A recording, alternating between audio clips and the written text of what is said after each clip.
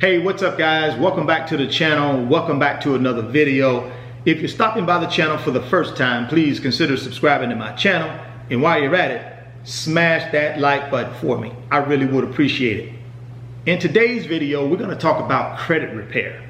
Specifically, how you can repair your own credit and save yourself hundreds and even thousands of dollars by doing it by yourself. When I was 18 years old, I got my first credit card. I was extremely excited. The problem is, I didn't really understand how to use a credit card. I knew I could go to the mall and I could buy stuff with it. I had a $500 limit, so yeah, I went on a shopping spree. Then I got the bill. And unfortunately, when I was 18 years old, I didn't have a job. I was in college, I was on a scholarship, and I had no income, and I had no way to pay that $500 back. And that was my first experience with credit. And through my younger years, I continued to utilize credit and not utilize it properly. So by the time I was 26 years old, my credit score was in the low 600s.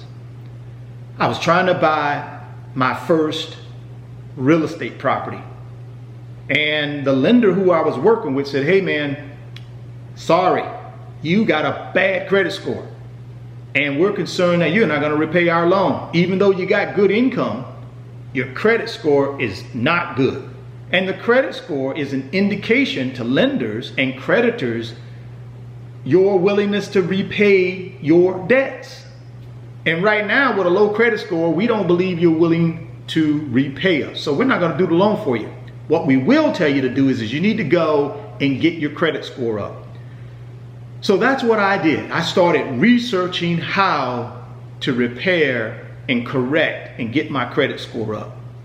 In today's video, I'm going to run you through 5 things that I did to do that. Number 1, I needed to know my rights. The Fair Credit Reporting Act is a federal law that regulates the collection of consumers' credit information. I was one of those consumers. So I looked up the Fair Credit Reporting Act. And there were 3 things that jumped out. The first one was, I have a right to be able to access my credit report. The second thing is, you have a right to be able to correct inaccuracies on your credit report. And then the third thing is you have the right to seek damages to anyone who violates your Fair Credit Reporting Act rights.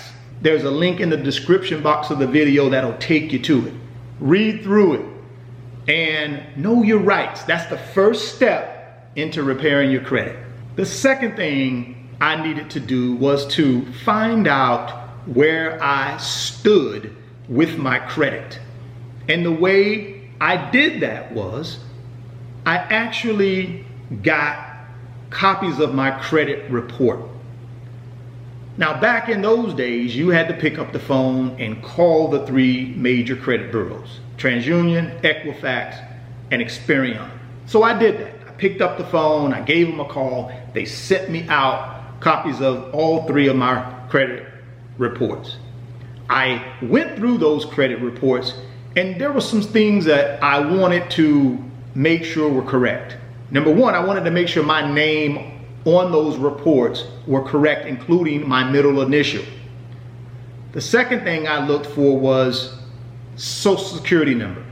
I wanted to make sure that was correct as well. I don't want someone else's Social Security number on my report bringing in perhaps some derogatory information that goes with that Social Security number. So check for that. You also want to check for your current address and any previous addresses that are in that credit report.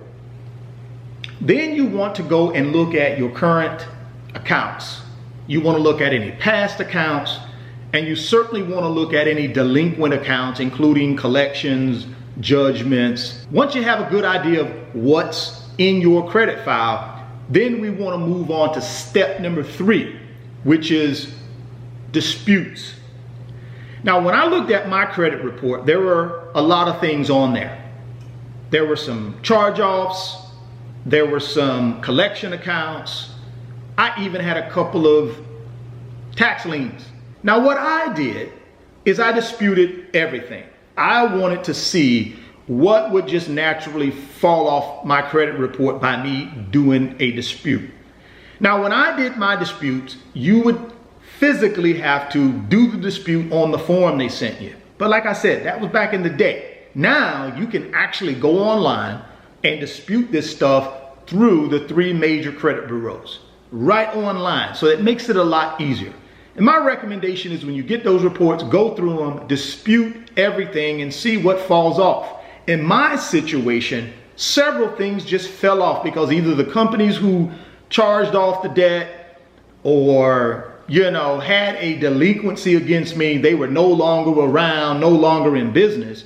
And by law, if the credit bureau, when they send that request out to that creditor, if that creditor doesn't respond within 30 days showing valid proof that that delinquent account belongs to you, by law, they have to take it off. And that's what happened. So my score automatically went up about 30 points because I had 2 or 3 of those old collection accounts fall off.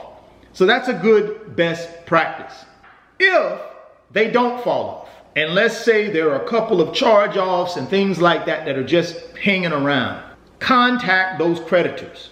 And I would say, look, the only way I'm going to pay you guys is if you provide me a letter stating that if I pay you the amount that we agree on, you will take this off of my credit report.